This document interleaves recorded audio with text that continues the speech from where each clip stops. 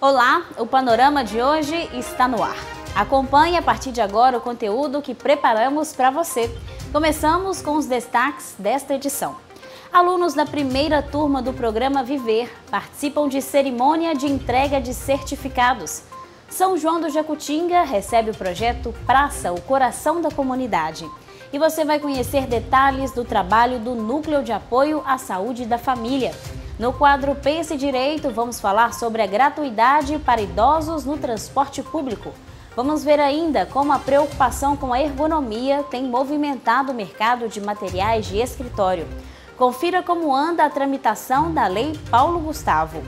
No nosso momento dedicado à saúde mental, saiba a importância de avaliar o uso do tempo. E em uma reportagem especial, você vai ver como a pandemia aumentou a demanda por cursos na área da saúde. Acompanhe tudo isso a partir de agora.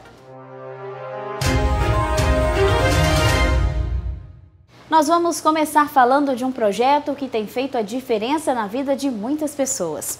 A primeira turma do programa Viver participou de uma cerimônia de entrega simbólica de certificados.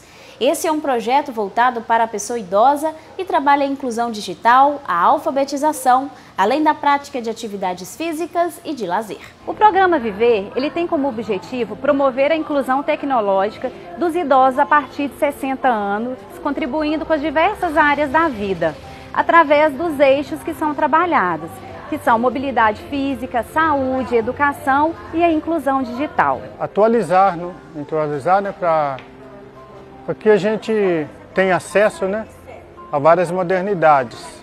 Então essa inclusão social tem levado a gente para o mundo da informática, e com esse curso especificamente a gente aprendeu a trabalhar com Word, Excel, PowerPoint, e isso é muito bom para a gente ter acesso a todas as informações atuais, que vêm através das mídias sociais e coisa e tal.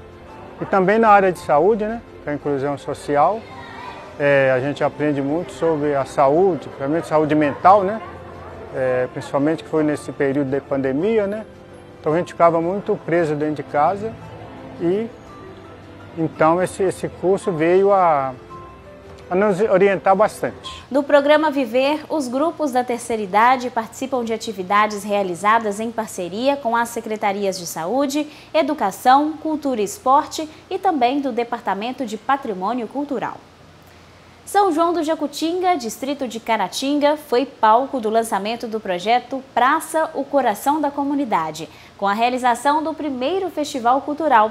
O evento faz parte da revitalização da Praça Dom Pedro II, que conta com a estrutura para as ações dos diversos eixos do projeto: saúde, educação socioambiental, cultura, esporte e lazer.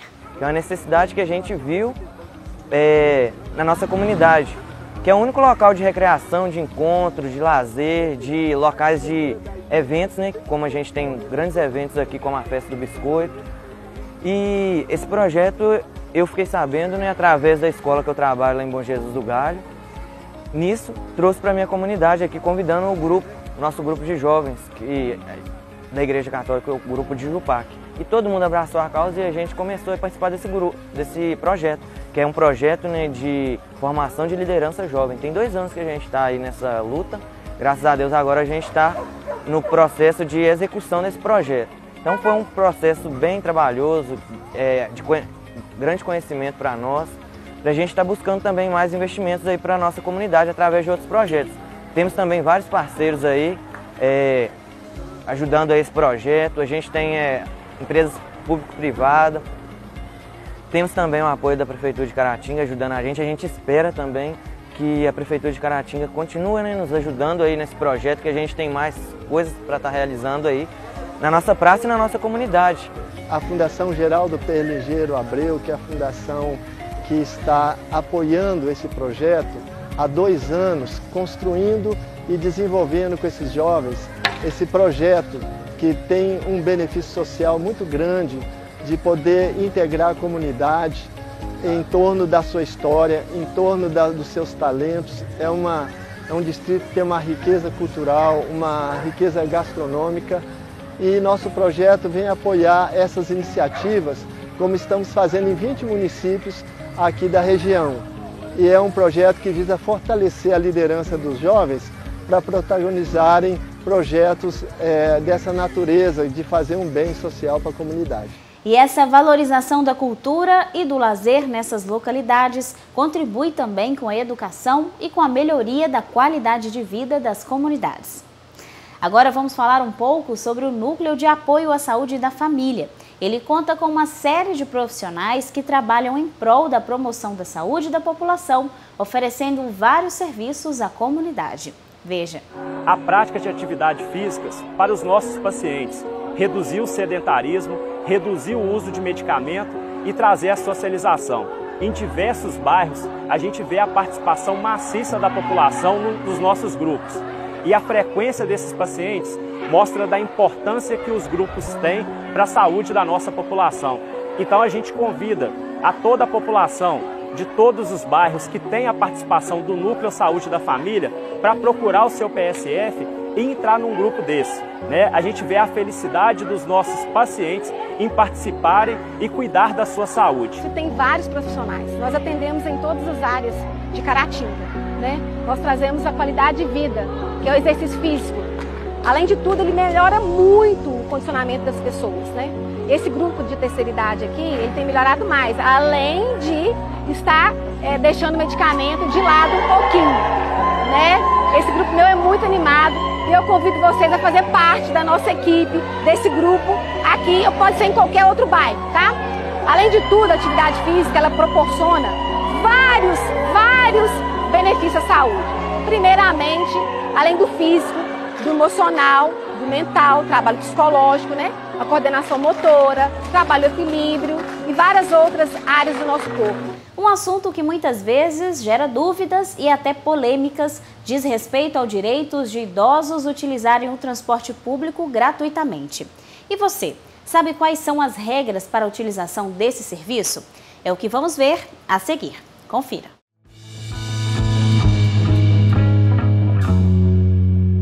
Direito à gratuidade nos transportes públicos para os idosos. O Estatuto do Idoso, que é a Lei nº 10.741 do ano de 2003, estabelece como idoso qualquer pessoa que tenha 60 anos ou mais. Qualquer pessoa que tenha 60 anos ou mais é, portanto, por definição legal, um idoso. Contudo, não é todo idoso que terá, pelo Estatuto do Idoso, garantida a sua passagem, a sua vaga no transporte público de maneira gratuita. O Estatuto do Idoso só garante essa passagem, essa vaga de maneira gratuita no transporte público para os idosos que têm 65 anos ou mais.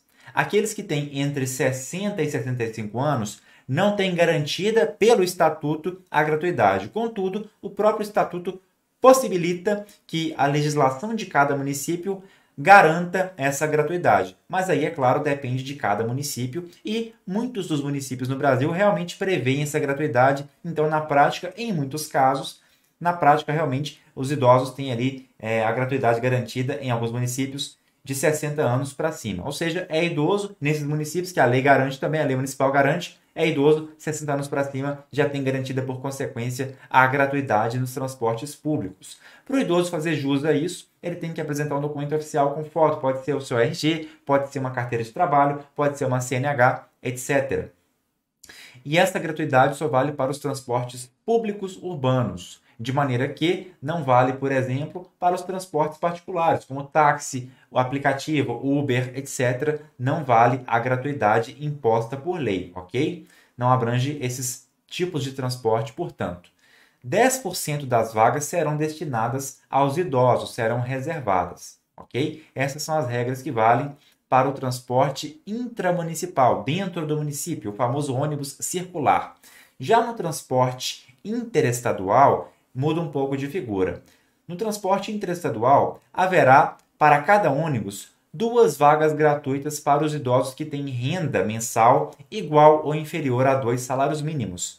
E as vagas que excedam a isso, ou seja, a terceira, quarta, quinta vagas, etc., se tiverem mais idosos ali querendo ser transportados, e aí a gente sabe que as 2 primeiras vagas são gratuitas, só que da terceira em diante haverá um desconto de 50% na passagem para essas vagas excedentes para os idosos que, repito, tenham uma renda mensal igual ou inferior a 2 salários mínimos. Basicamente, então, essas são as regras para os transportes públicos, né? Para o transporte público dos idosos no Brasil. Para ver outros temas do quadro Pense Direito, você pode acessar as redes sociais do Panorama. Durante o período mais crítico da pandemia, o mundo todo precisou adotar novos hábitos. O home office, por exemplo, foi uma adaptação que modificou o cenário no mercado. E essa tendência ainda está muito presente. No Brasil, as vendas de móveis de escritório têm movimentado o comércio. Todo mundo já ouviu falar do home office. O que antes parecia uma realidade mais distante, hoje está mais próxima do brasileiro. Essa nova tendência veio junto a necessidades de criar um ambiente funcional e confortável para o trabalho em casa. Com isso, houve um aumento na procura de móveis para escritório. Essa empresária conta que percebeu um crescimento nas vendas desses produtos. Surgiu uma demanda por parte das pessoas que passaram a trabalhar em casa e por parte das empresas que passaram a montar home office também para os seus funcionários em casa. Surgiu demanda por mesas pequenas, por espaço às vezes ser menor, surgiu demanda por cadeiras, luminárias, webcams, né, por causa das reuniões, né, online, e assim, essas pessoas visam, às vezes, o conforto e, às vezes, o conforto e o tamanho do produto.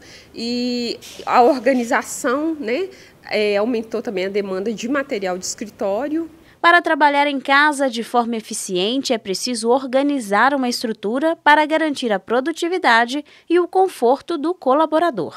Geralda conta que ampliou o estoque para atender essa demanda. Muita coisa que as pessoas achavam que precisavam de sair de casa para fazer, elas perceberam que não precisam. E aí isso aumenta a demanda por mesa, por cadeira, por armários, né? Por itens que organizam o home office e compõem o home office. Esse investimento no ambiente reflete diretamente na saúde. A Carla é fisioterapeuta e fala sobre a ergonomia, considerando várias características para otimizar o trabalho e promover um ambiente saudável. Nós, da fisioterapia, nós temos uma ciência, né, dentro da nossa área que se chama ergonomia, que é justamente a área que estuda o ambiente de trabalho como um todo, né, dentro do conforto do colaborador, né, para evitar danos à saúde, evitar vícios de postura, né, que futuramente, a curto, a médio ou a longo prazo, pode estar trazendo um déficit, uma disfunção maior para essa pessoa, né? Através do esforço repetitivo. Nós convivemos há pouco tempo, né, e já ainda vivenciamos em alguns lugares a pandemia, que gerou uma demanda muito grande de home office, tanto para os profissionais quanto para os alunos, né, no sistema de aula online. E isso gerou um aumento, né, nas queixas de dores, de tensões musculares. Então, seja no home office ou no seu ambiente presencial de trabalho, é muito importante que a gente mantenha alguns cuidados, né, com a postura, para evitarmos mesmo esses desconfortos, esses vícios posturais que poderão causar um desconforto maior. Dentro da ergonomia, existem padrões que devem ser seguidos para garantir mais saúde e prevenir o agravamento de problemas que podem ser evitados. Nós temos, dentro da ergonomia, as normas, né, que já vêm pré-estabelecidas, vão favorecer, né, o ambiente desse colaborador, sendo eles a altura da mesa, por exemplo, com forma de que os cotovelos eles ficam fletidos a 90 graus. Existem os apoios de punho, né, para quem digita muito.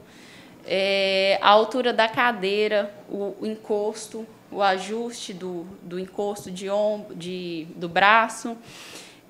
A cabeça sempre alinhada na direção do monitor, sempre no olhar do horizonte. A altura desse monitor também vai interferir. Hoje no mercado nós temos modelos mais modernos de cadeiras que vão favorecer, por exemplo, as curvaturas fisiológicas da coluna, né? Vão ter encosto de cabeça, de cervical, encosto para a coluna lombar, ajuste mesmo do braço, da altura da cadeira mesmo, e mesmo que seja assim uma cadeira mais tradicional, né?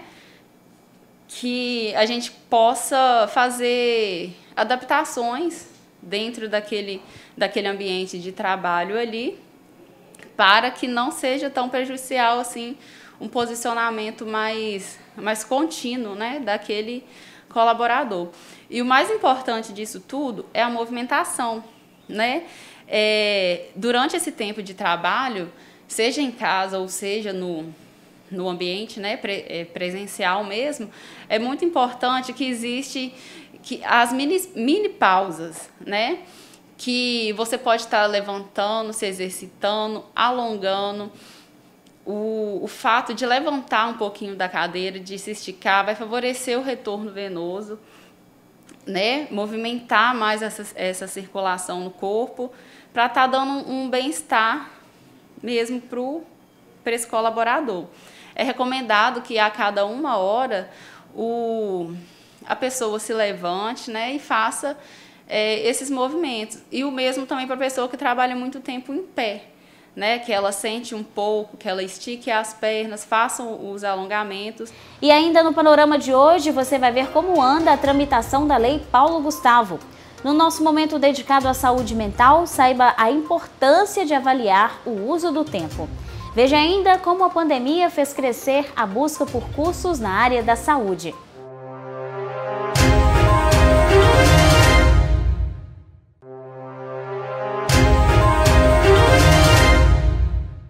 E agora vamos falar de um assunto que tem gerado polêmica.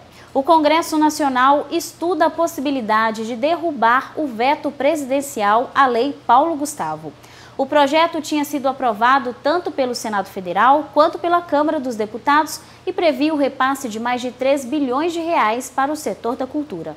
A decisão do presidente Jair Bolsonaro foi publicada no último dia 6 no Diário Oficial da União. A partir de então, os parlamentares têm 30 dias para votar por sua deliberação ou rejeição. Diante da notícia, alguns congressistas começaram a se mobilizar para a derrubada do veto, como o senador Paulo Rocha, autor da matéria. Ele afirma que o executivo já sinalizava um posicionamento contrário à lei durante a tramitação no Congresso. Nós já estávamos esperando que viesse do setor, principalmente do setor cultural, através do secretário da Cultura, Frias. Ele fez tudo para não ser aprovado. Então, naturalmente, que o veto estava posto na pauta do governo. E o que nós temos que fazer agora é reagir para buscar a derrubada desse veto. O projeto é uma emergência a um setor importante do povo brasileiro e também da economia do nosso país. Só para você ter uma ideia, a cultura emprega cerca de 5,8% do setor de trabalhadores, de artistas que têm atuação no setor cultural. E, ao mesmo tempo, que significa que é 2,87% da economia do PIB brasileiro.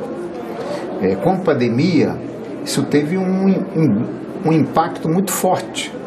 Teve uma perda de cerca de 1 milhão de empregos. O nome da lei é uma homenagem ao ator Paulo Gustavo, que morreu por complicações da Covid-19 em maio de 2021. O ator foi também o protagonista do filme de maior bilheteria da história do cinema nacional, Minha Mãe é uma Peça 3, que arrecadou 143 milhões de reais entre dezembro de 2019 e janeiro de 2020. Pelo projeto, o governo poderia repassar 3,86 bilhões de reais a estados e municípios para ações emergenciais do setor da cultura. A maior parte dessa verba, cerca de 2,79 bilhões, seriam voltados para a produção audiovisual, como salas de cinema, mostras e festivais. O restante seria destinado a projetos de outras áreas, incluindo a manutenção de espaços culturais. A justificativa dada pelo Executivo para o veto é de que a proposta fere a lei de responsabilidade fiscal, por não haver compensação no teto de gastos. O artista Camilo Lucas é um dos produtores culturais de Caratinga que participam de editais públicos e privados de incentivo à cultura. Ele acredita que um dos motivos para o veto à Lei Paulo Gustavo é o fato de que a proposta é parecida com a da nova edição da Lei Aldir Blanc, que também foi aprovada pelo Congresso e espera a sanção presidencial. Parece que agora se quer que a Lei Aldir Blanc seja permanente, que ela continue sendo todo ano. Eu acho legal porque a Aldir Blanc ela foi extremamente democrática. O governo federal distribuiu a verba para os estados distribuíram para os municípios e cada cidade, cada município distribuiu para os produtores culturais locais mediante projetos que foram aprovados, né, que foram apresentados, aprovados e que, consequentemente, tiveram prestação de contas. Poderia ter sido feito uma Paulo Gustavo dentro da Aldir Blanc, igual tem a lei do audiovisual, que é dentro da Lei Rouanet, né, que é dentro da Lei Federal de Incentivo à Cultura. Tem a parte que é só de audiovisual. Então, poderia ter feito uma coisa unificada, com uma parte significativa para o audiovisual, que realmente é mais dispendioso, é mais caro, e outra parte atendendo todas as outras áreas artísticas, mas tudo numa coisa só. Deve ter sido isso que vetou. Vamos aguardar se a Aldir Blanc 2 vai ser aprovada. Porque se ela for vetada também, aí já vai ser perseguição com a classe artística. Ele destaca que a primeira versão da Lei Aldir Blanc rendeu grandes frutos no cenário cultural da região e espera que os artistas continuem contando com iniciativas de apoio às suas produções. A cultura, a arte, ela sempre viveu de mecenato. A Capela Sistina, Michelangelo só pintou porque o Papa bancou ele 10 anos lá, vai pintando aí, meu filho, preocupa com dinheiro não que eu te banco. E ele gerou a Capela Sistina. Isso aí só para dar um exemplo macro. Mecenato, que é um apoio financeiro para o artista poder produzir a arte dele e depois doar para a sociedade, isso sempre existiu. E a arte sempre foi uma simbiose que um ajudou o outro a crescer. Por isso que as grandes empresas querem vincular o nome delas a grandes eventos culturais, eventos artísticos. Então não tem que se eliminar os incentivos culturais, tem que se organizar para evitar a pilantragem. A cultura foi uma área bastante afetada com a pandemia. Mesmo assim, as atividades culturais contribuíram de forma significativa com o lazer das pessoas durante esse período, sobretudo no mais crítico.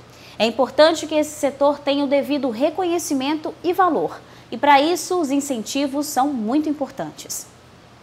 Chegou a hora daquele momento dedicado à saúde mental aqui no Panorama. Com a correria do dia a dia, acabamos muitas vezes atropelando as atividades, usando mal o nosso tempo e isso pode ter um alto custo para nós. Como temos avaliado o custo humano na maneira como lidamos com as nossas ações, é sobre isso que vamos refletir no quadro a seguir. Uma noção importante no trabalho é sobre a carga de trabalho e custo humano. A psicologia organizacional e do trabalho ela vem estudando há algum tempo qual que é o custo humano do trabalho que nós exercemos. Quando nós pensamos nesse custo humano, nós pensamos em 3 situações importantes. As questões físicas, cognitivas e afetivas. O que eu quero dizer, em outra palavra, que toda forma de trabalho ela requer um gasto humano. É que toda forma de trabalho ela nos requer, né, um gasto físico de energia. Ao trabalhar nós exercitamos, né, ao trabalhar nós cansamos, ao trabalhar nós utilizamos nossas questões físicas.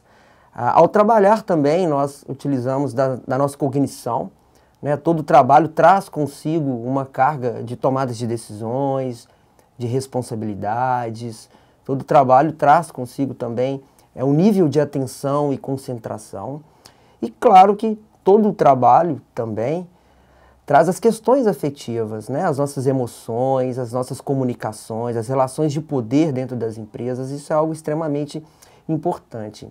O que eu proponho aqui nesse momento é para que a gente pegue emprestado essa noção de custo humano no ambiente de trabalho e possamos pensar um pouco no custo humano das nossas ações no dia a dia. Tomado por um momento, uma época de que as coisas são muito acessíveis, né? Tomado por uma época em que as pessoas acabam exercendo várias atividades, né? Cada vez mais aceitando novas condições, novas situações. E nesse momento eu faço um pouco essa pergunta e acho que é um lugar possível de se pensar. Nós temos, de certa forma, avaliado o custo dos nossos envolvimentos, das nossas ações. Nós temos avaliado o custo humano das coisas que nós não abrimos mão de aceitar, não só o trabalho, mas como todas as atividades, como a utilização da internet, da rede social, né, do esporte também, da prática esportiva. Pensar um pouco, sim, na importância de avaliar esse custo humano das coisas que nós aceitamos, né? Pensar um pouco sobre o tempo, sobre a forma como nós temos aproveitado o nosso tempo e sobre o desgaste que é estar em vários locais, em várias atividades ao mesmo tempo. Nunca é demais cuidar um pouco da nossa saúde mental, um pouco do nosso lugar e, claro, avaliar com maior qualidade o uso do nosso tempo. Até mais, pessoal. Sempre reforçamos aqui que se você estiver com dificuldade de lidar com questões relacionadas à sua saúde mental, não deixe de procurar a ajuda de um especialista. Você vai ver agora que os dados de um levantamento do Observatório do Ensino Superior apontaram que a demanda por cursos na área da saúde aumentou e essas graduações estão entre as mais procuradas.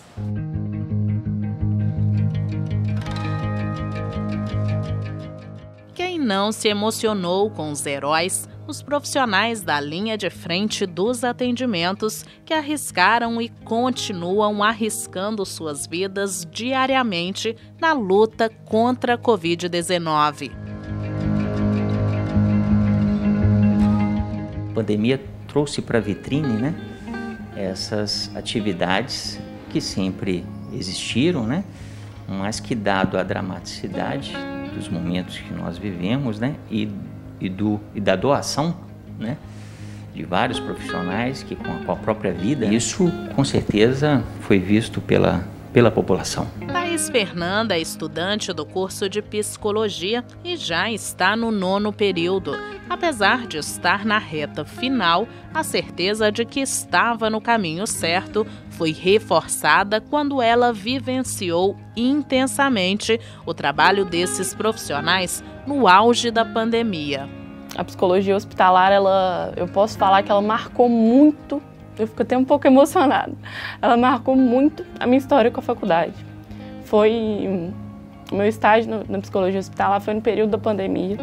Ver toda aquela correria do hospital, os 7 UTIs Covid funcionando, e ter pego aquela evolução, ter feito a diferença, ter ouvido pacientes agradecendo pelo momento que a gente escutou eles ali dentro, porque era um momento que eles estavam com distanciamento, não tinha como ter acompanhante.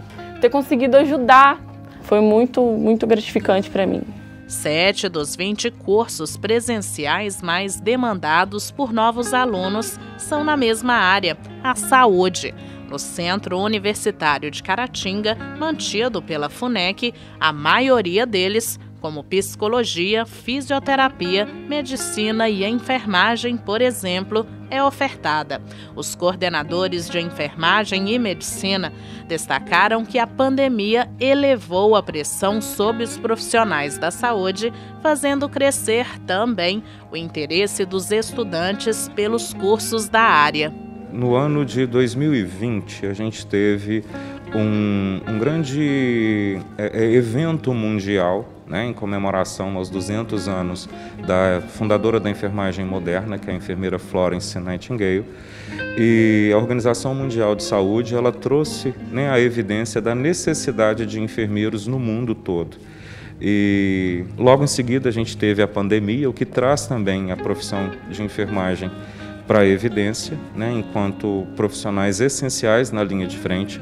É a base da saúde pública no mundo inteiro.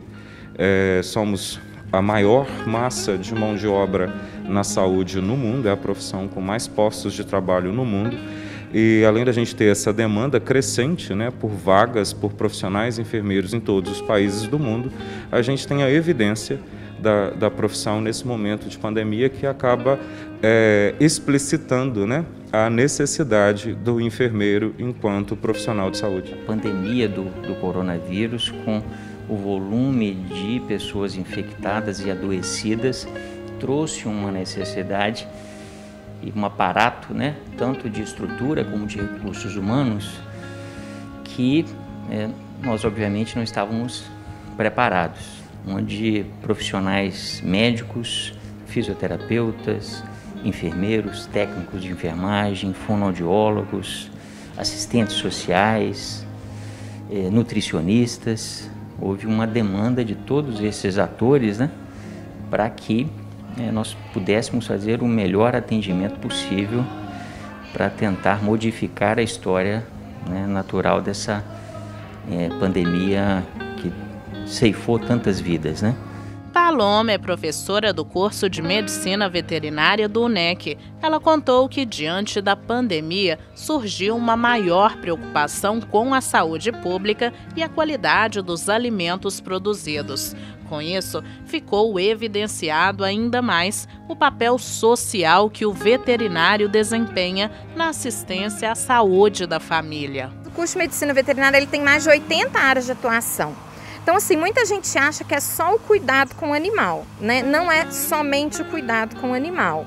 Apesar de ser uma área muito gratificante, porque os animais respondem, né, com o olhar, eles são muito gratos, né? Além da área de clínica, cirurgia, nutrição, reprodução, né? Área de sanidade animal, de prevenção de doenças, zoonoses, saúde pública. O médico veterinário ele atua em laboratório, ele atua na produção de vacinas, no controle de zoonoses, né? Então a gente está vendo aí que o médico veterinário ele tem uma área de atuação muito ampla. Conforme dados do levantamento no país, a psicologia teve um aumento de 7,6% nas matrículas, a medicina veterinária 6,9% e a medicina 4,1%. O doutor em medicina tropical, médico clínico e intensivista Dr. Argenil citou um outro fator que também faz com que esses cursos se tornem mais essenciais e demandados. Além da pandemia, né, pelo coronavírus, nós temos uma aceleração do envelhecimento. Isso tem um lado positivo, que é o aumento da sobrevida, né? As pessoas estão vivendo mais, né? Agora nós temos um outro desafio, que é fazer com que elas vivam mais e vivam melhor. Essa população geriátrica ela tem uma demanda por cuidados em saúde, especialmente nos países em desenvolvimento, onde os idosos acabam envelhecendo com baixa qualidade de vida e desenvolvendo doenças crônicas e complicações relacionadas a essas doenças. Então há uma demanda crescente, né, de profissionais enfermeiros, inclusive na área de empreendedorismo, como exemplo das clínicas geriátricas, né, que são de propriedade de enfermeiros que investem nessa área e conseguem trazer qualidade de vida e cuidado para esses idosos no sistema privado. E para quem está interessado nessas graduações, é preciso observar um detalhe muito importante: aliar a teoria com a prática para garantir o crescimento pessoal e profissional. Por isso, a estrutura oferecida durante esse aprendizado faz toda a diferença. O UNEC, por exemplo, conta com diversos laboratórios, como o de simulação realística e o hospital universitário. Isso é essencial para uma formação completa e que atenda às demandas do mercado de trabalho. Um dos diferenciais do nosso curso envolve muito a própria pandemia. Nós hoje temos consolidado o nosso hospital escola. E esse hospital escola ele já existia e ele ganhou muito em qualificação, em estrutura, né? Então nós temos o que poucas instituições têm, que é o seu hospital escola, que é uma fase da formação do aluno onde ele está mais inserido na atividade prática. Se a gente tem contato apenas com a teoria, a gente aprende o nosso cérebro, isso é a neurociência que explica. Ele acumula esse conhecimento, ele apreende esse conhecimento em uma pequena quantidade. Quando a gente coloca isso em prática, a gente amplia essa nossa capacidade e se apropria desse conhecimento com maior propriedade.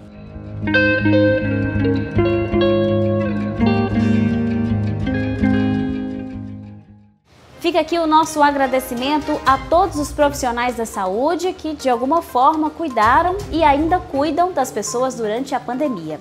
E aos estudantes dessa área, que os aprendizados desse período possam contribuir de forma positiva para a atuação de vocês. Estamos encerrando o Panorama de hoje. Ao longo da semana, siga conectado com as notícias nas nossas redes sociais. Agradecemos a você que nos acompanhou até aqui. Contamos com você na nossa próxima edição. Até lá!